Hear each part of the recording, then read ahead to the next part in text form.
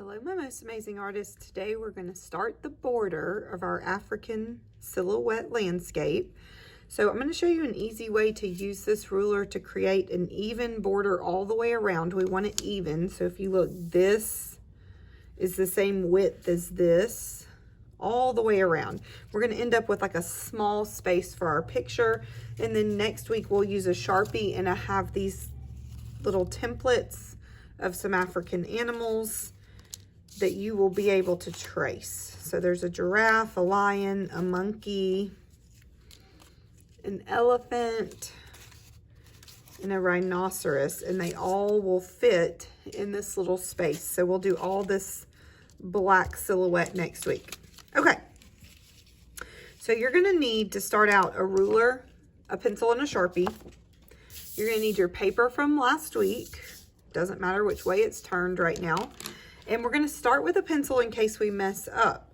But what you're going to do is you're going to take your ruler. We're not actually measuring anything. We are just going to draw the width of the ruler. So in order to do that, we need to take the ruler and bring it to the edge. Now that is not straight, so that's not going to make a straight line.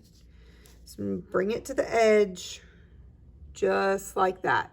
Okay, it's right on the edge.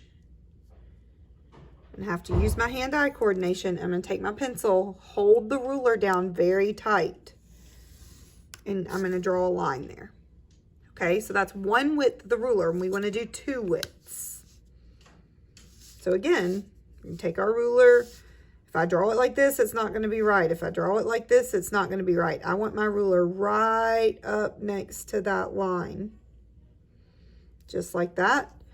And I'm going to draw a second one. Now we're going to do two lines. We're going to do this all the way around. So I'm going to speed this up, but I'm going to do the exact same thing I just did. During this part, it is so important that you use your hand-eye coordination and line your ruler up to the edge of the paper and then to the edge of that line and draw your lines very straight. Then you're going to take a Sharpie and you're going to outline the inside lines. So you'll see here, I'm outlining the ones that kind of create the picture on the inside. So don't outline all of them, just those. Okay, so now that I'm done with that, I'm going to work on the corners. And what you're going to do is you are going to look at these papers that are at your seat. These are some different patterns used in Africa. They are used in fabrics, pottery, carvings, buildings, basket work, and they're designs, patterns that are used all over Africa. So I would pick one of these for the corner. So something that you think that you can draw. And then once you get your corner drawn, you can pick something different for the edges. So I have this middle line that I could trace if I wanted to. So on this one I did, but I didn't trace it in the corners. And so that's important. You want, all of these are square,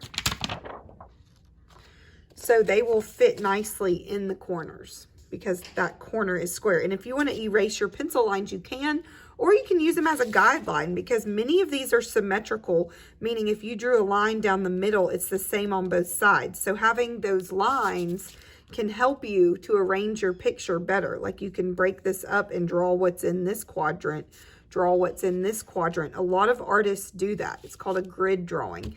And they draw what they see in the different quadrants to make it easier. Okay, so you're going to draw in the corners. You can see this one is this picture right here.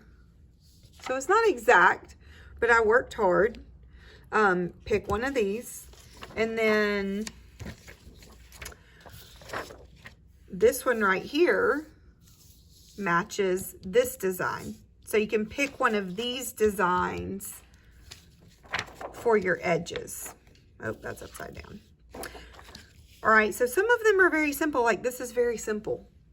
You could just break it up and do these zigzag lines. So do what you're capable of doing and just do your best. If you want to practice drawing on a sheet of paper, you can. There will be some scrap paper at your table if you want to practice first. But I do suggest you draw everything in pencil and then trace in Sharpie when you like it. All right, have fun.